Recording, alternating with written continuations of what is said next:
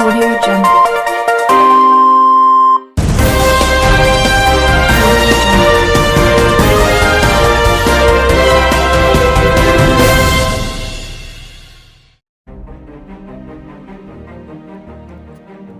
Pemirsa, aksi protes kembali dilakukan oleh para orang tua wali murid saat rapat bersama Ketua Komite SDK 1 Santo Tarsisius Lauleba, Kabupaten Lembata, Provinsi Nusa Tenggara Timur pada Senin 25 Juli 2022. Para orang tua wali murid geram saat rapat bersama Ketua Komite SDK tersebut tepat di ruang rapat sekolah.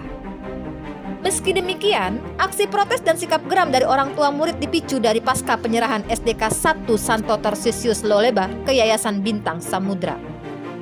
Ironisnya, dalam perjalanan tersebut, pihak yang menerima sekolah pada penyerahan yang dilakukan oleh Uskup Larantuka di tanggal 14 pekan lalu, kini memberhentikan semua guru honorer yang ada di sekolah itu. Ada apa di balik semua ini? Pertemuan terakhir tanggal 21 Desember 2021 di Aula Santa Maria Baneus, Uskup mengatakan bahwa tidak ada penyerahan. Tanggal 12 Juli kemarin kami hadir di sana, terjadi penyerahan itu. Kini muncul sejuta pertanyaan bagi para orang tua wali murid yang hadir saat rapat itu. Mereka merasa bahwa tidak ada keseimbangan dalam mengambil kebijakan terhadap para guru honorer yang ada di sekolah tersebut. Karena bentuk pengabdian mereka telah lama, dan jika proses pemberhentian ini secara sepihak, maka para orang tua wali murid meminta kepada ketua komite agar segera mungkin bertemu dengan kepala dinas pendidikan untuk dapat menyelesaikan persoalan ini. Tapi kami sebagai guru akan jalankan kewajiban dan ikhlas dari anak-anak, karena anak-anak bapak dan mama adalah anak-anak kami juga. Ini kami sangat kecewa dengan keputusan yang mulia Bapak Uskup bahwa dia menyerahkan sekolah ini dengan tidak mau mendengarkan keluhan hasil pertemuan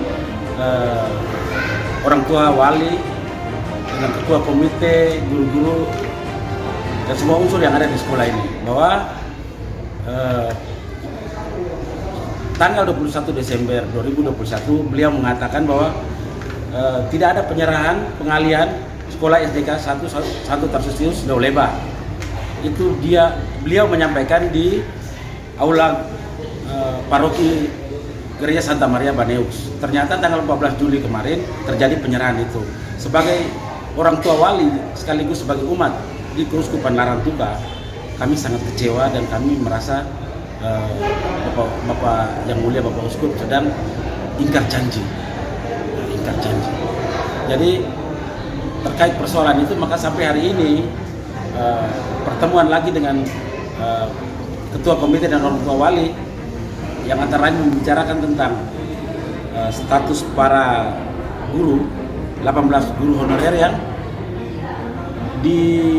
diberhentikan sepihak oleh yayasan yang baru. Bersama orang tua dan komite sekolah, ketua komite dan sebagainya, menempuh jalur membangun komunikasi dengan yayasan yang baru yang ada di sekolah ini, sehingga status para guru yang ada di sekolah ini, 18 guru honorer, bisa lebih jelas. Apalagi yang mengelola ini suster-suster Bintang Samudra yang mereka punya lembaga organisasi gereja. Lalu sekolah ini milik uskup. Jadi mesti tunjukkan bagaimana dia ini sebagai sebuah sekolah Katolik yang usianya 72 tahun yang begitu bagus di sini. Lauleba ini sekolah pertama adalah sekolah ini. Lalu yang lain baru bertumbuh. Kalau dia di sekolah Katolik, mari kita berikan dia catatan bahwa sekolah Katolik beda dengan sekolah harus. Tapi kalau sampai begini,